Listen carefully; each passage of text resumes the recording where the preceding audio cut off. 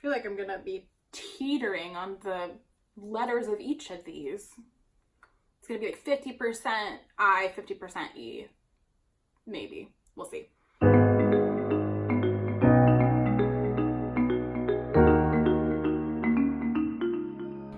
Hi everyone, welcome to or welcome back to my channel.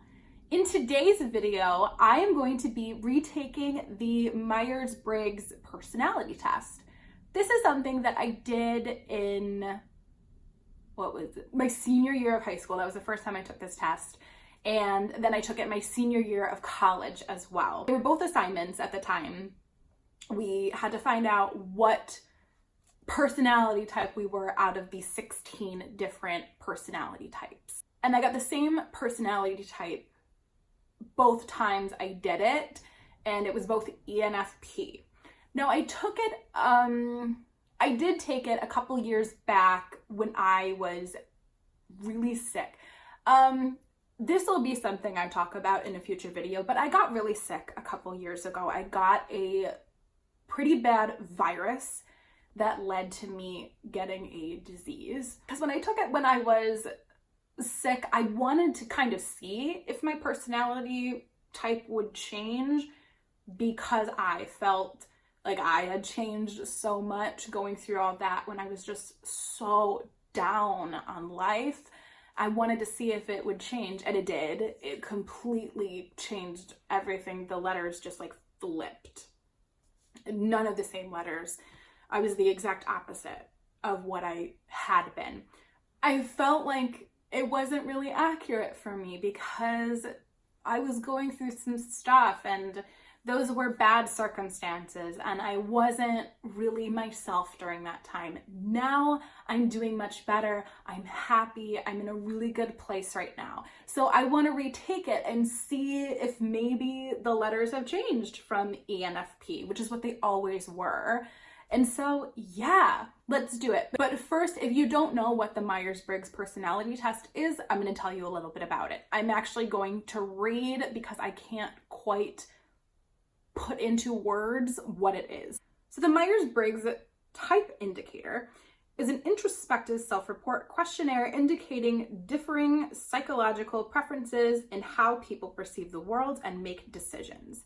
The original versions of this test were constructed by two Americans, Catherine Briggs and her daughter Isabel Briggs Myers. So this indicator is based on the conceptual theory proposed by Carl Jung, a Swiss psychiatrist, who had speculated that people experience the world using four principal psychological functions: sensation, intuition, feeling, and thinking.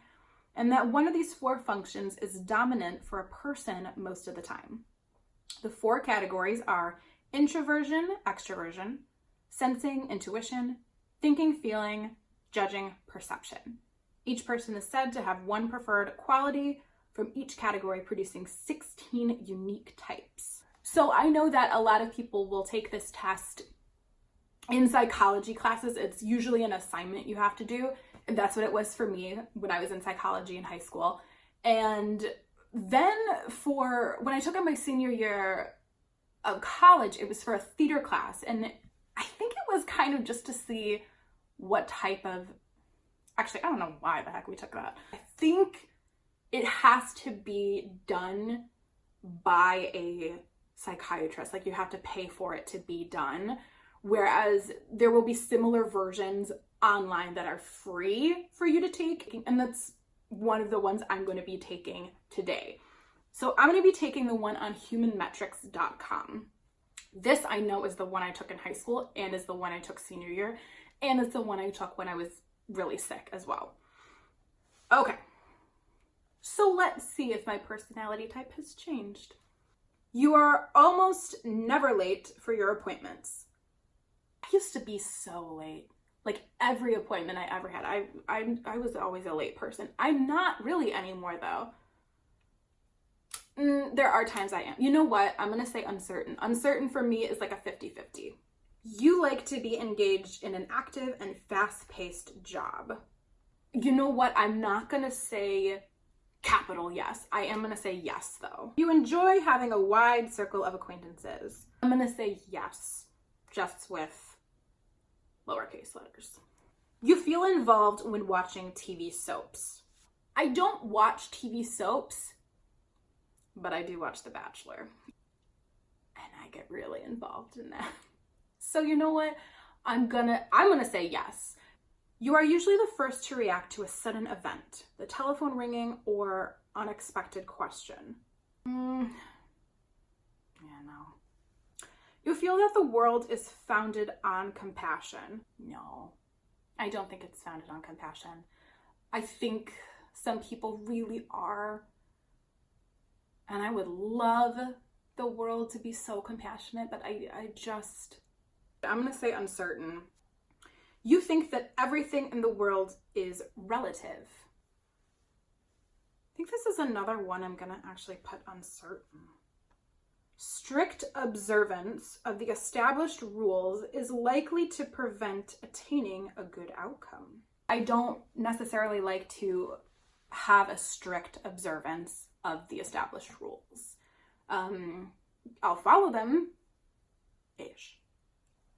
It is difficult to get you excited. I think I'm a happy person. So this is actually one that I'm gonna say no with big capital letters. When making a decision, you rely more on your feelings than on analysis of the situation. So I'm actually going to say uncertain, because I think uncertain is kind of just right in the middle. I like to think I use a little bit of both when it comes to thinking. You often think about humankind and its destiny.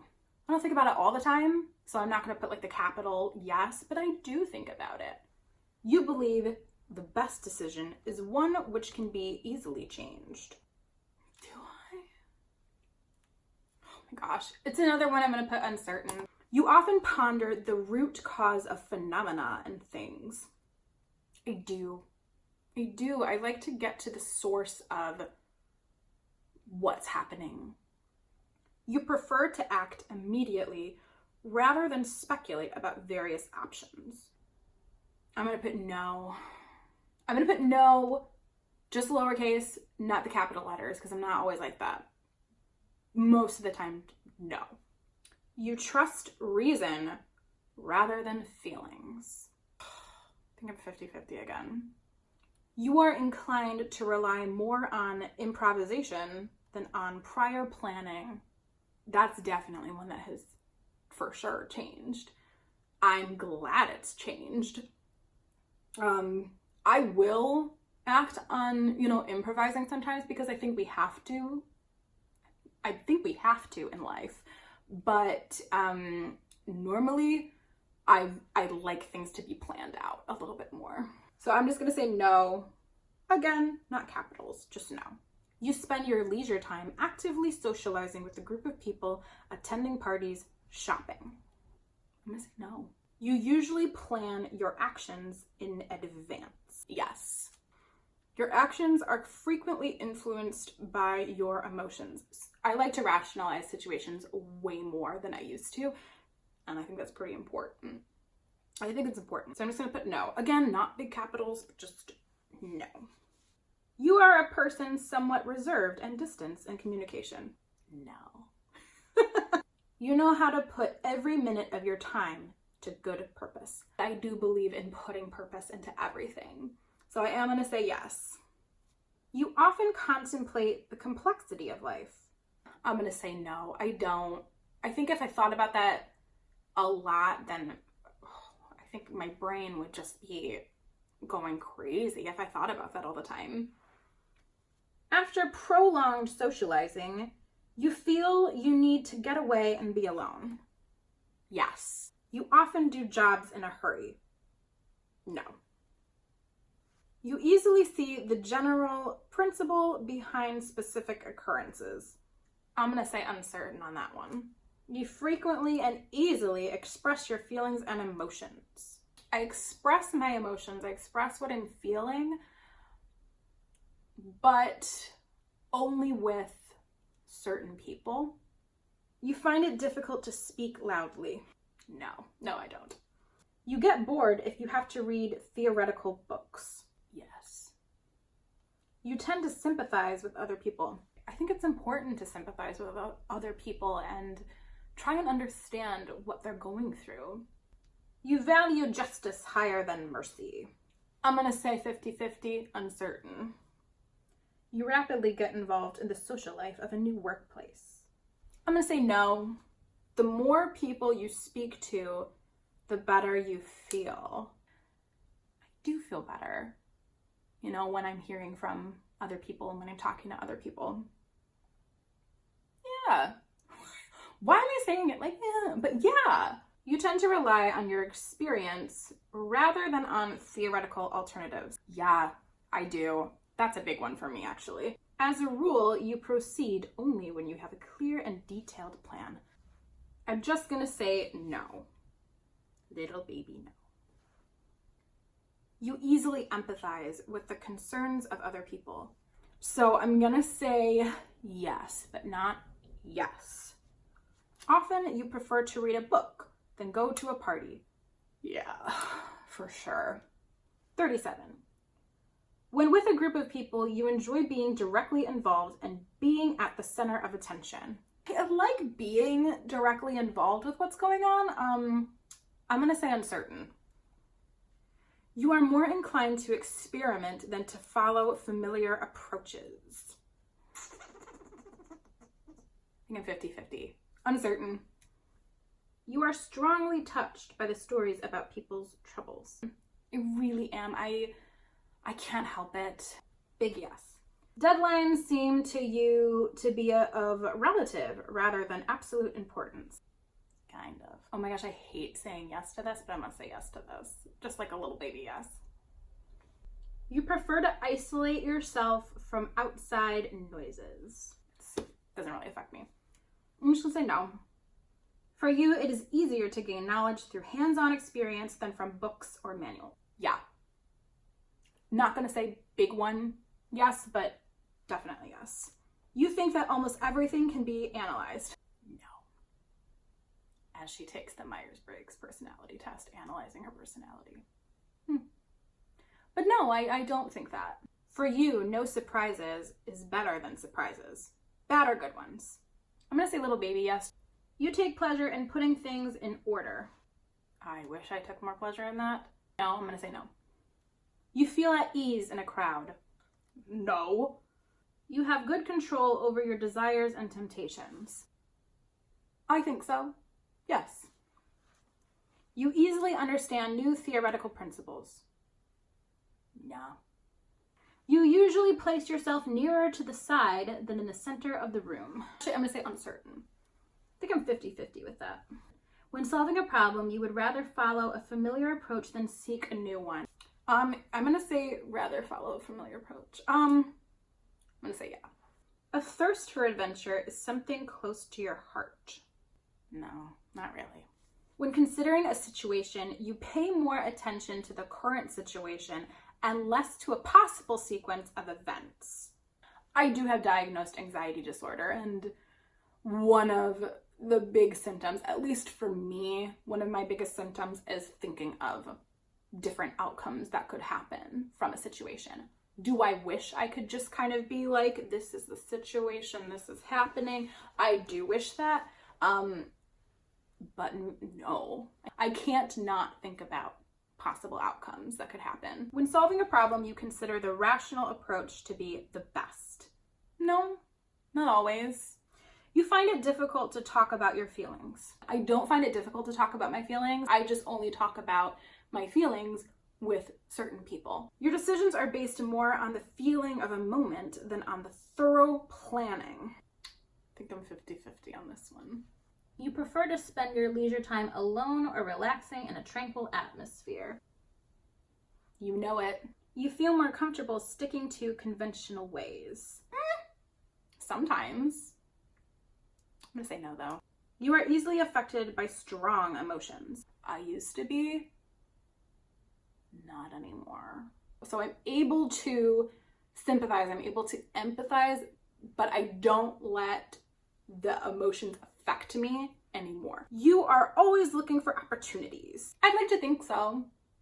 God, I hope so. As a rule, current preoccupations worry you more than your future plans. Yes, I'm more concerned with what's going on now that's going to lead to the future. Does that make sense? It is easy for you to communicate in social situations. It is. You rarely deviate from your habits. Yeah, yeah. You willingly involve yourself in matters which engage your sympathies. When it comes to like personal situations, and this is kind of how I'm thinking of it, and I'm sympathizing with people, I'm not going to involve myself unless I'm asked to. I don't know if that's what this question's asking. I hope it is, because that's how I'm taking it. You easily perceive various ways in which events could develop. Yeah. Score it. Let's see. Ooh, she changed. ESFJ. Okay, so let's see what these percentages mean, because it says E, 1%, S, 6, F, 38, J, 19. So let's read a little bit about this. It says you have marginal or no preference of extroversion or over introversion. I'm a little bit more, not closed off, but I'm just a little bit more to myself than I used to be. Okay, but it says I have like no preference of E over I. Okay. You have a slight preference of sensing over intuition. Okay. To be honest, I don't really know what that means. You have moderate preference of feeling over thinking. Like, it's at 38%, which I think is still a little bit high, but it was, I think, maybe like 99% when I was younger. And then you have slight preference of judging over perceiving. That is interesting to me. I've never seen J on my thing before. I think, you know what? Even when I was sick, I think it was still a P. I think it was ISTP. So P was the only one that ever stayed the same. That's interesting to see. I do want to see careers. Let's see if makeup artist is on there. I highly doubt it, but let's see. Interest in learning a subject is related to the question, will this help me in work with others? The more positive the answer to this question, the greater their interest in the topic and the greater their desire to actively engage in it and apply what they learn. Okay. Interested in studying something when they see the possibility of gaining new skills and putting them to practice? Definitely. Apparently, my learning is improved when my feelings and emotions are involved in what I'm learning. So these are like my learning styles. Let's see. ESFJs often find themselves in occupations that involve either a lot of direct interaction with other people, clients, other staff members, or involve responsibility of critical tasks. Okay, or both. So it's saying like those that require complete attention or that may have serious consequences. So I think I'm a bit of both. I do like interacting with my clients. I love that part of my job. And then it does require my complete attention when I'm focusing on a makeup. So yeah, definitely think I'm a bit of both. Ooh, okay, let's see. Management. Healthcare. No. Social services. Okay, so maybe not really. ESFJ entrepreneur question mark. Okay, this is what I'm thinking might be in my realm a little bit. Okay, your personality preferences is one of the very important ones. Identifying a line of business and size that fits your entrepreneurial personality preferences helps mitigating risks and increasing chances of being more successful and more content. I don't think I understood anything I just said. Okay, I just scrolled to the bottom and it says, because you appear to have marginal or no preference of extroversion or introversion, characteristics of more than one personality type may apply to you. So it's saying, yeah, technically I'm ESFJ, but ISFJ might kind of pertain to me as well because I'm just 1% E. Let me click on that. I just want to go to jobs. I'm really curious about that. I don't know why. Social services, that's a big one. Healthcare, arts. There she is. All right. Customer service. I think it's interesting that it can be either ESFJ kind of stuff or ISFJ. Famous ESFJs. I don't recognize any of these people. One sec. Mary Tyler Moore. Cool. Sally Field. I love Sally Field. Danny Glover. Rachel McAdams. Nice. Fictional ESFJs. I find this one interesting, the fictional characters, because I know I used to be like, I think Jaime Lannister was one of the people that I used to be like. Interesting. Okay, I'm not gonna lie, Jaime was my favorite character on Game of Thrones. I didn't watch the last season. I heard it was awful, but I didn't watch the last season because I hated the season before. Okay, let's see. Monica and Friends. Really? Well, that's interesting. Mrs. Molly Weasley, Harry Potter. I take that as a big compliment. Donald Duck. Okay. Ooh, Rabbit from Winnie the Pooh. I think Rabbit is funny. I'm gonna take that as a compliment. Personality types of Westeros. Okay, tell me who I am. Where are you? ESFJ. Oh dear God, I got Cersei. You know what though? I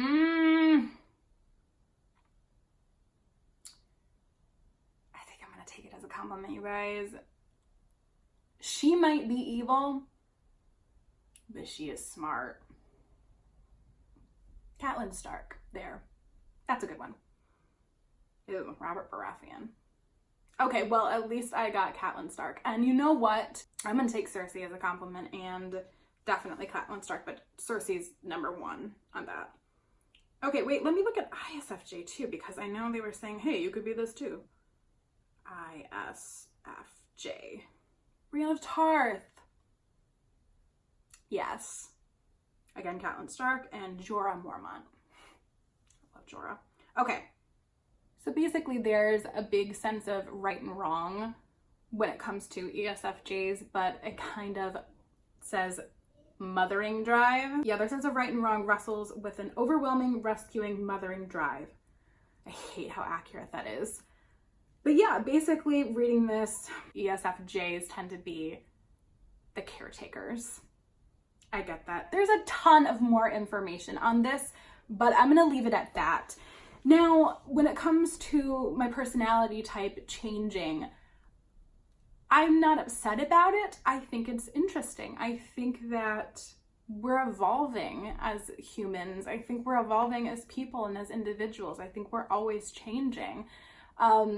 I definitely suggest taking this personality quiz and, you know, seeing if what letters you get and seeing maybe if you fit into these sort of personality types. I think it's interesting. I think it's interesting that I've changed. I think it's interesting that my percentages on certain letters have changed and that I teeter between extrovert and introvert and that it doesn't really matter. My E doesn't really outweigh my I. I definitely think the J is a big change for me. But yeah, like I said, I think we're always growing, evolving as individuals, and I suggest taking this quiz to see what personality type you are and to see if the letters kind of match up and see what the personality type says about you. Do things match up to you or are they very different? And this test is not accurate for you.